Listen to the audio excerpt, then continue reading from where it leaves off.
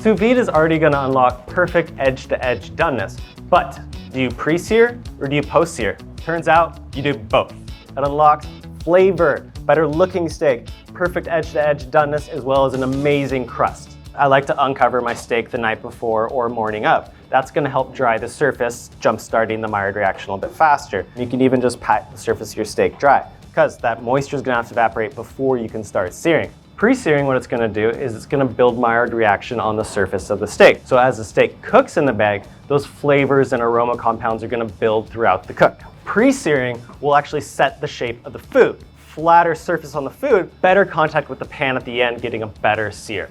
A little salt and pepper. We just need a screaming hot pan, quick as sear as possible. So we want to see that oil begin to smoke. That's going to tell us that it's hot enough to add our steak to it. Give it a little press to make sure it's nice and flat. So with the double searing, all you need to think about is a quick sear in a rapid pan, about 30 seconds per side. Let sous vide do the rest of the work. All right, we're just going to wipe our pan clean because we got the post sear later. Now we're going to get perfect doneness. Sous vide's going to do the work for us. All we need to do is pop in a bag, fat, herbs, aromatics, and let it cook. So our steak is done cooking. Is this ready to be post-seared, Nick? No.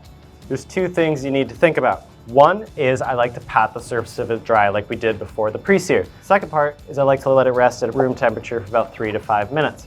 That's going to drop the temperature on the surface of the steak. So when we go into the searing, we're not actually going to overcook and have a gradient inside the steak and cut it away. So while the steak is resting, you should start getting your pan preheated. Again, we need it smoking hot for a quick sear at the end.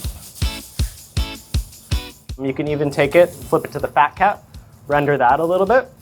The very end of it though, I like to add a little bit of butter. So that butter is going to help develop more of the crust and flavor. I actually like to remove the steak from the pan and add the butter first. Now we flipped it for the final time. We're going to add our aromatics that we used in the bag. That's our post-sear. Let's check out the crust. We have tons of flavor in there from the Maillard reaction in the pre-sear. We have lots of aromatics that were cooked with it during sous vide. We have a beautiful reddish brown crust on all sides. Nice and crispy. For a better sous vide steak, better crust, double sear. Don't just do the pre-sear, don't just do the post-sear, do both and level up your game. For more sous vide recipes, go to ChefSteps.com. Cook sous vide and pre and post-sear your steaks. Subscribe to our channel and visit ChefSteps.com for more tips, recipes, guides, and tools to help you level up in the kitchen.